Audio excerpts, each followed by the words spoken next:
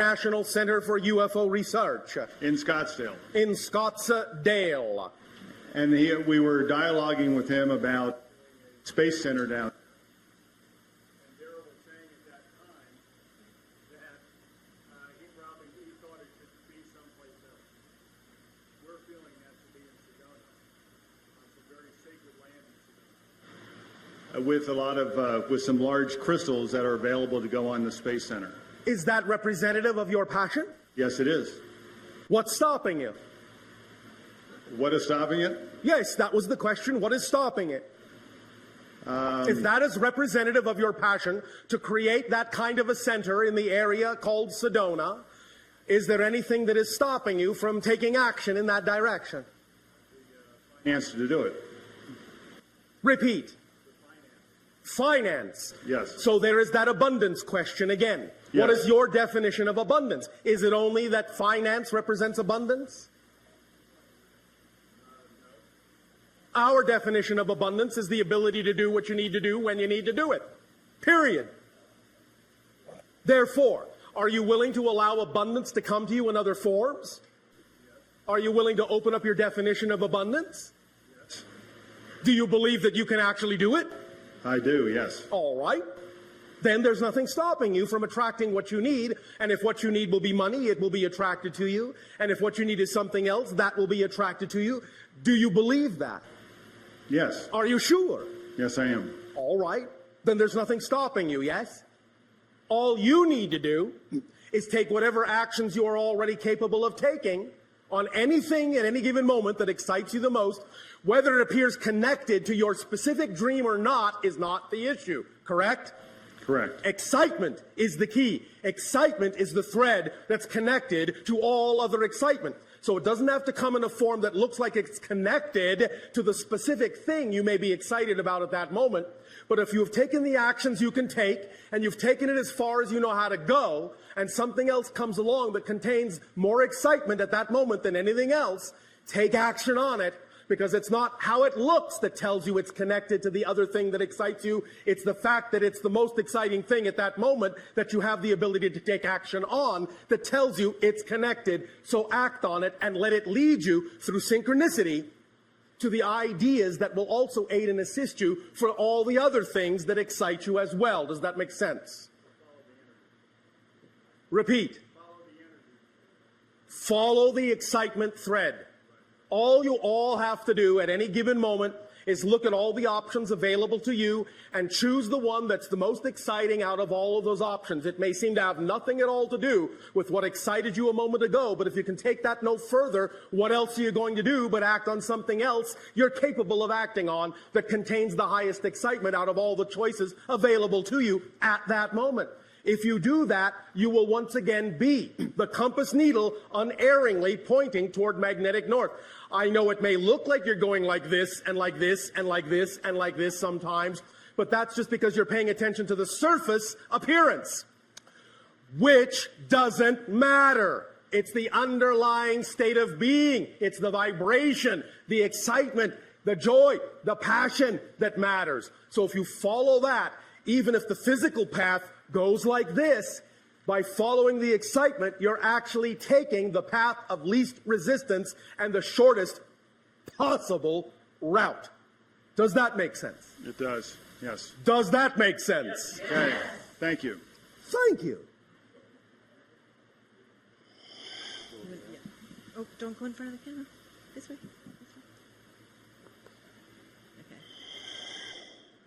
Okay. Good day, Bashar. How's it going? And to you, good day. It is going very well, thank you. How is it going with you? It's going great. Oh, all right. Yeah. I just really want to know what your thoughts are on binaural beats and technology, involved with audio for meditation. Yes, sir. And what are your thoughts on that for the future? Our understanding is always what is created between the two. The idea of the third reality created between two other things that you may be perceiving on one level, always look for the third reality that is created by the two. That's where the true power, the true balance, the true effect lies in the other two. Does that make sense? Kinda. I don't know if I really. Is there follow. some other specific way you wish to discuss this concept? No, I'm really not sure if that's a good way of going about it. If to what is a good way? Meditating with binaural beats. If it's better to just do it without any audio and just try to. You are talking about permission slips again. Right. Remember, permission slips is simply the idea of any tool, any technique, any ritual you deem works best for you because you're attracted to it for the reason that it is specifically aligned with your internal belief systems, and that's why you're attracted to it, in order to give yourself permission to be more of who you are. So it doesn't matter what the technique, tool, or ritual is, as long as you feel, you believe it's the one that attracts you the most and feels like it's the one that works best for you. That's your permission slip. Right. Does that make sense? Totally. So approach it however you wish. If you're always choosing the one that you feel at that moment is the most attractive, it will be the correct one for you to do at that moment. Make sense? Yes. Does that help? A lot. Thank you. Thank you.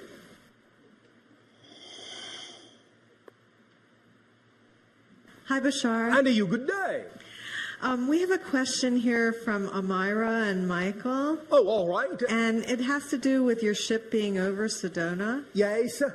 Well, one thing we were wondering is, what is the significance of you being positioned over Sedona in particular? You all already know that it is a very strong gateway, an energy vortex that taps into a multitude of dimensions. Yes? Yes. Therefore, it is, in that sense, like we have just described in the brain, a neutral zone that allows us better handling, a better facilitation of the energy of a multitude of dimensions in one spot. Make sense?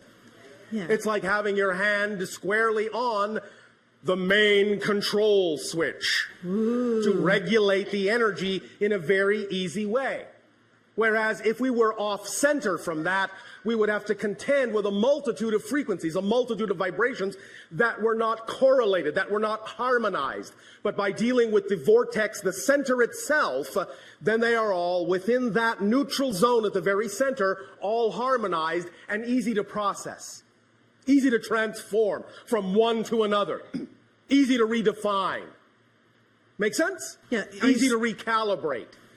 So basically, you take the energy and you convert it with your ship, or how do The you? ship is like, in a sense, a lens, a prism, that is the representation of the combination of the blending of my own physical mind and my higher mind, and the connection we have with my entire society and many other beings, and we run it through that frequency domain, in a sense, like a filter, like a filtration system, and then process it back out in a way that is more compatible and more conducive to allow transformation to be easier for all of you. I see. Thank you. So, if I could just go on a little bit more about this. All right, When- just a little bit more. Okay. So when the decision was made to move from Cairo to here, Yes. what precipitated that? What brought that about? Shifts in the collective consciousness. So were you surprised? I mean, did somebody give you orders to do it, or was it? Well, in a sense, but that simply happens automatically within our telepathic link. It's not like there is a sergeant major that comes along and says, "Soldier, move here. Here are your marching orders." It simply happens within a collective recognition and an understanding of how we simply automatically and intuitively need to rebalance and reposition ourselves to match the new frequency. It's more of a dance I see. And than something quite so military. so are there others positioned around the planet of the Sasani society? Because I know at one point there was. You talked to us about where There others are others of my society positioned around your planet. There are many from many different societies positioned at different points around your planet, forming, in a sense, a grid. Okay, and I bet one day you'll tell us where they are, huh? I bet one day I will. Thank you, Bashar. You're welcome. Hello, Bashar. And to you, good day. You always answer all my concerns in your monologue, and I get to the point where I'm speechless. Well, thank you for your synchronicity. You know, remember that in our natural state, on our natural planet, because we're all telepathic, we are all naturally speechless. Many of you don't stop to realize that because we're all telepathic, our planet is very quiet. Lovely. Yes, we think so. Yes. And since I last sat here with you, Yes. physically, myself, Yes. my husband's and my world has kind of tumbled down and crumbled. Oh, all congratulations. all New except- beginnings require Yes. old endings. Yes, exactly. And I want to thank you personally, you and Nexus, for being here close by. We are happy to serve, Nexus and I. Thank you so much. Now, it's interesting, too, you use that military analogy, because in one of my visitations with one of my hybrid children, Yes. I called him Captain General. Oh, all right. And do you know this individual? I We would do. assume you do. And who, can you shed more light on this for me? Click. So is it you? No. And who is it then? How do you wish us to define the idea that it is one of your children, which you already know? Well, it is more comforting to me being an earth person and not being a physical earth mother. I don't have earth children Yes. myself. In what way do you need a representation of this hybrid child to allow you better relationship with him? More, I guess I'm into my mind again. Obviously, I'm into that analytical mind again, where Yes. my mind is requiring something tangent. You Because mean tangible. tangible? Yes, thank you. You already have something tangent, Which is what? Me? which is missing the point. Yes, I did. Totally. The tangent between them and me. So, you want something more tangible. Please. All right. Where are you going to be on Mother's Day? On Mother's Day next year. Yes. Well, if you want to say Mother's Day 5 years from now, that's all right too. But yes, Mother's Day next year will do.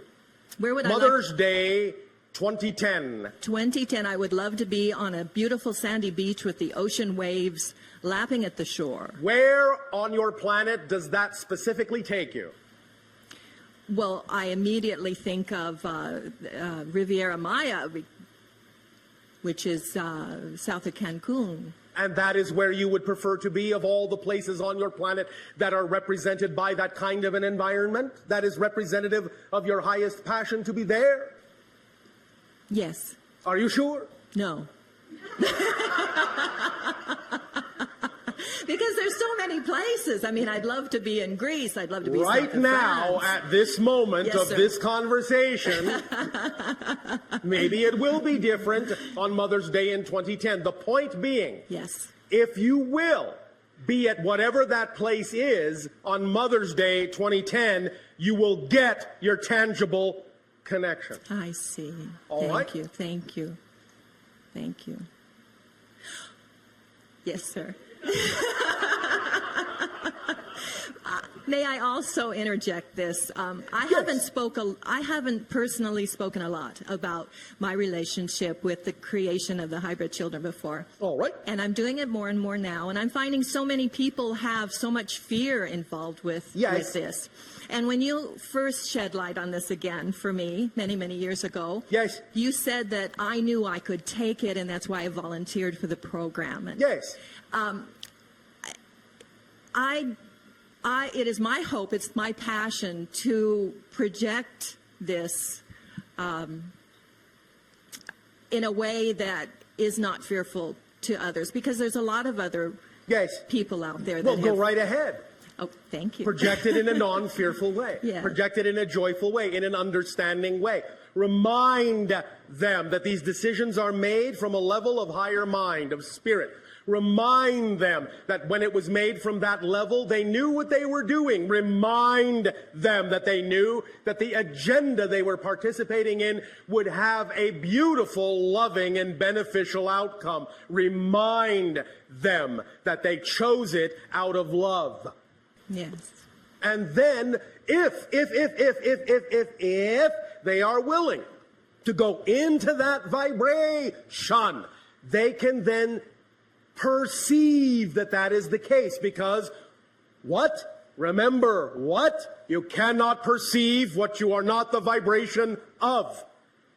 So if they wish to perceive the idea of the positive side of the agenda instead of the fearful idea or the fearful definition, they must first come from a positive vibration, or they will be unable to perceive that side of it.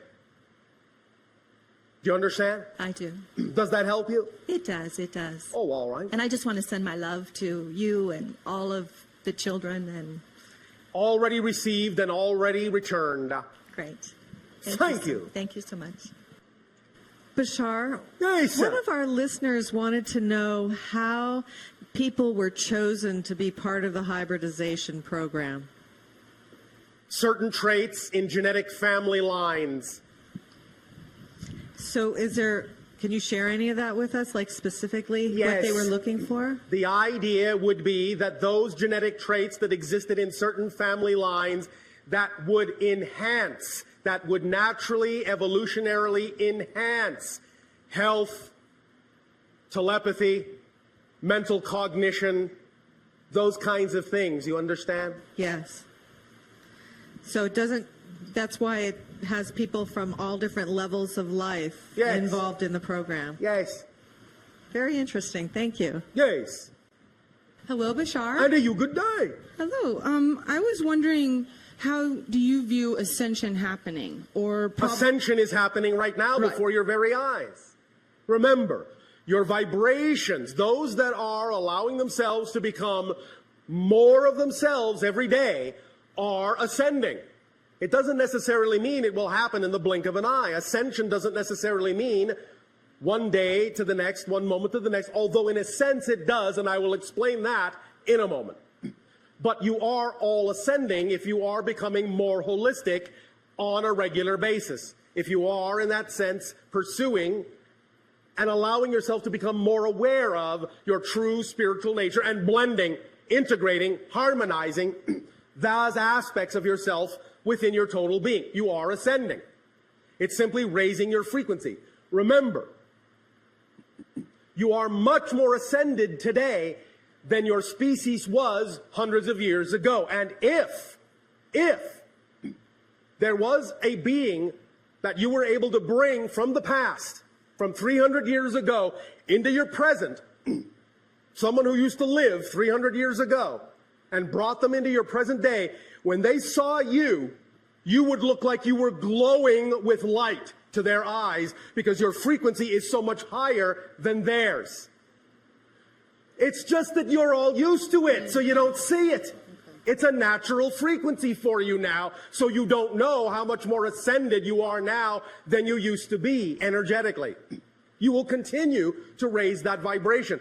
When you get to a certain level of ascension, a certain frequency level, you will be able to perceive more refined energies as well and begin to see things more as energy as well. Now, the idea of your 2012 date is a demarcation date, but that doesn't mean that the day before you're all not ascended and the day after you all are. The idea is that it is a tipping of the scales. The 2012 date, December 21st, 2012 date, is a recognition that before that date, the majority of the energy on your planet was negative. After that date, the majority, by a little bit, will be positive for the first time in millennia. Then it can start to accelerate and snowball faster and faster and faster and faster. And all of that is part of the process of ascension. Does that make sense? yes, thank you. Does that answer your question? Yes.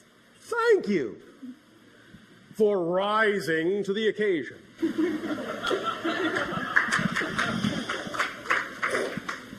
Hello, Bashar. And to you, good day. Thank you so much for being our teacher. We're deeply grateful for these I am transmissions. also your student.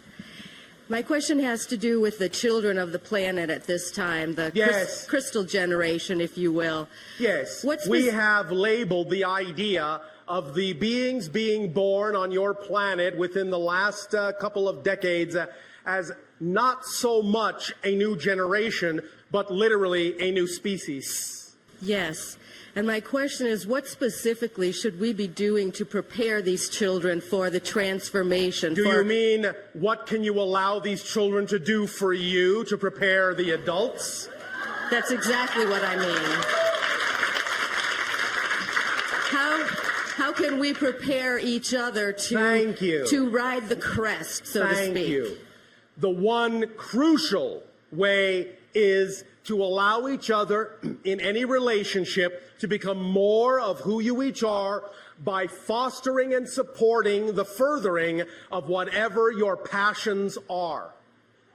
Supporting your passions in each other, helping guide each other to express those passions in whatever ways are important to each of you is the most important thing you can do. Not pushing anyone into a rigid box, into a rigid framework, into a rigid pattern, into a rigid process, but expanding the idea that there may be a multitude of ways to do a thing and allowing the passion of each that is unique to be a new way to arrive at the doing of a thing so that everyone will be enriched by seeing and experiencing that unique way of doing that thing. Does that make sense? Yes. That is the primary way from our perspective that you can aid and assist each other best in the acceleration of what is going on your planet now with respect to teaching and learning. Does that make sense? Yes. The more experiential it is, the more it will stick. The more story-like it is, the more it will stick as information. Why do you think stories are so powerful? Why do you think you all remember stories so easily? Story structure is an archetypal structure of consciousness. And if you learn and if you teach based on story structure, it will always remain with you. And that will allow you to have an experience, and you will learn from experience.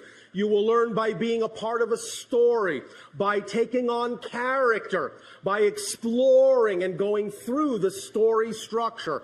You will learn, you will be, you will do, and you will help each other very strongly. Does that make sense? Yes. Thank you very much. Thank you.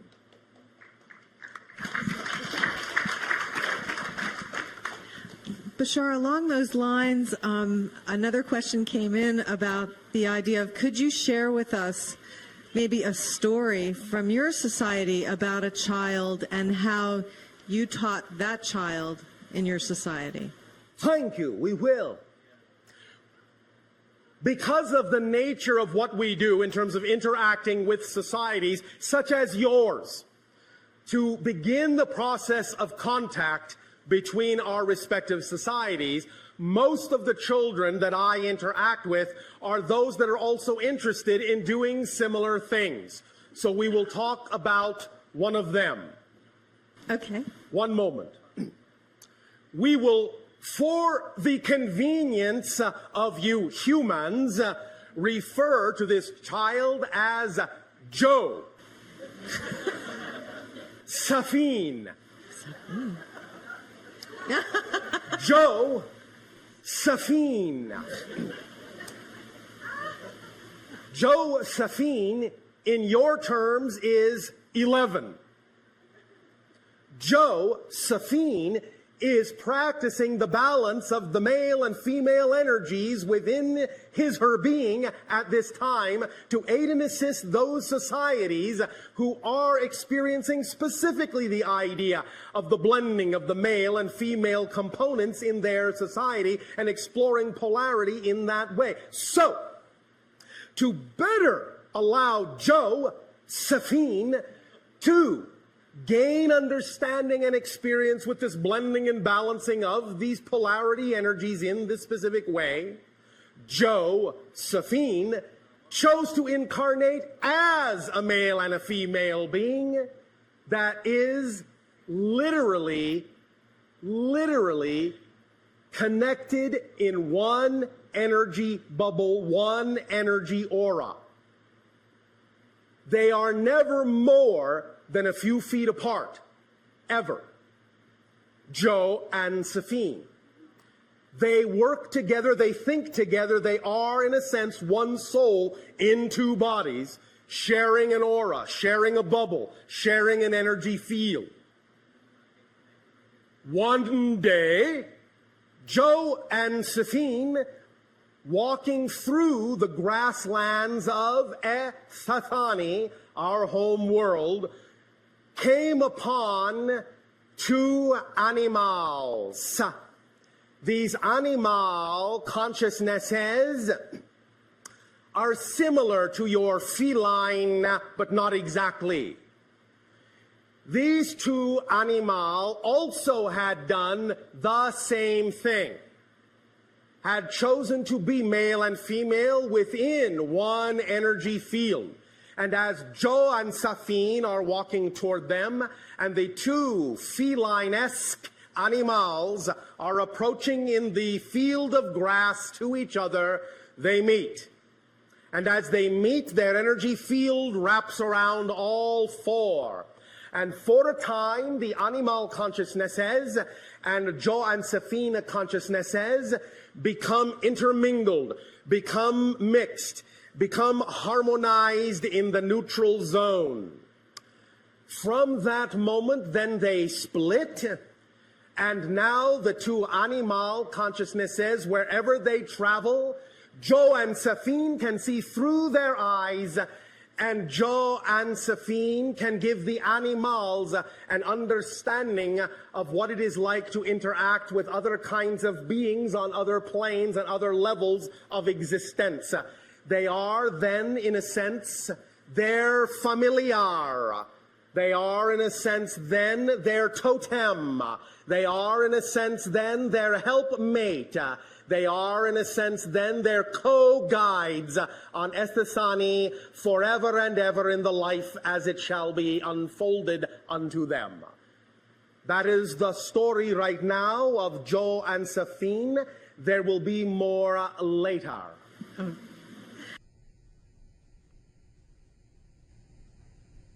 But you don't need to do so. You can be in knowing. You can. Because I have just shown you. It's as easy as I am. As soon as you say that, as soon as you remember that, you are in a knowing state. There is no reason and no excuse that says, I can't create the knowing state. Because it is too simple to do. So if you say, I can't get to the knowing state, I guarantee you this, from this point forward, we won't believe you.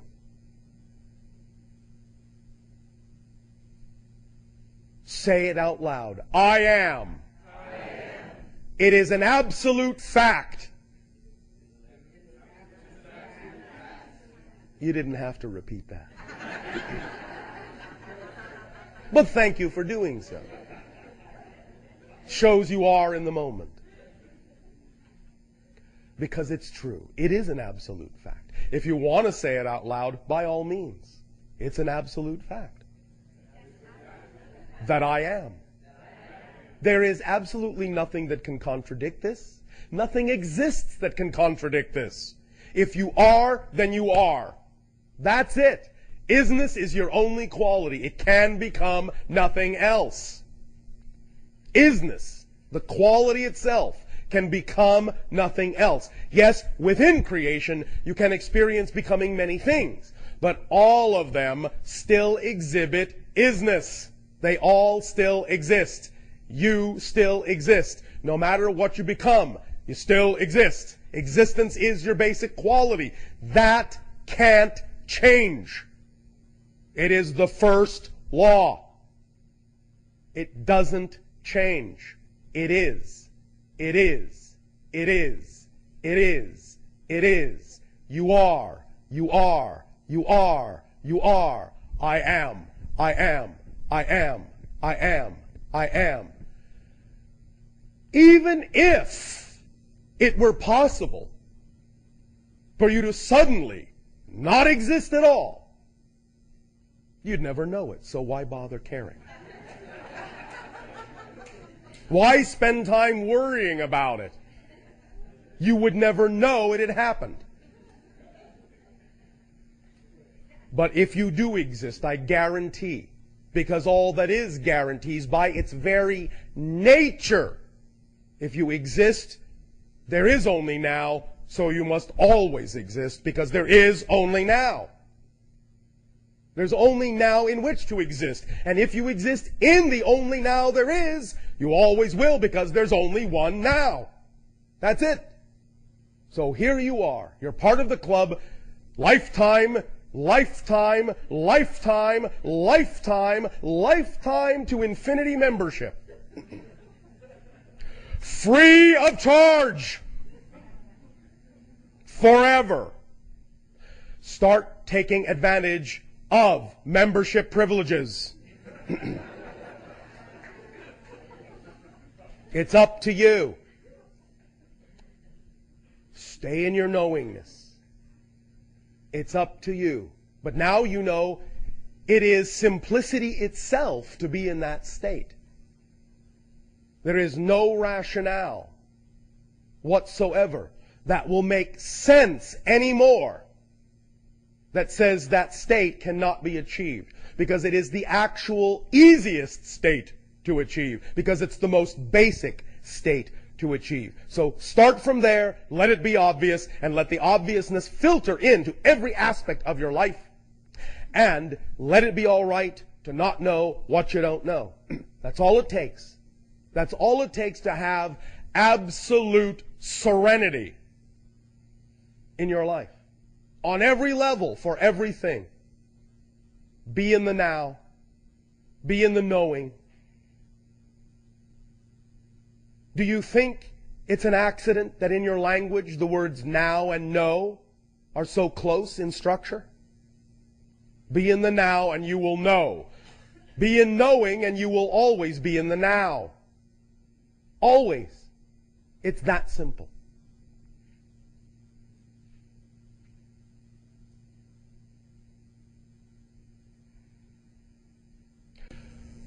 What is your time frame?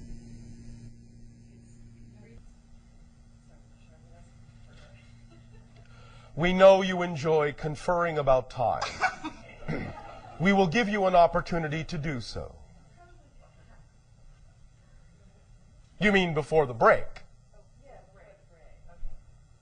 Did that make you feel good? Have you come to a consensus now about the difference between time and timing? I was referring to the entire session, but I didn't realize we were having another break, so we're in agreement. I see. So the same event produced two different perceptions. Thank you for being an illustration of our first demonstration. Let us take 3 more questions.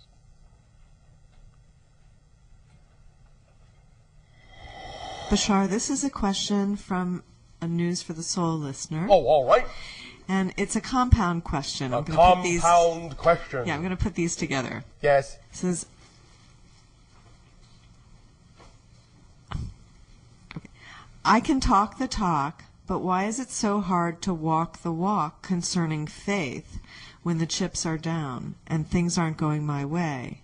Am I just deluding myself?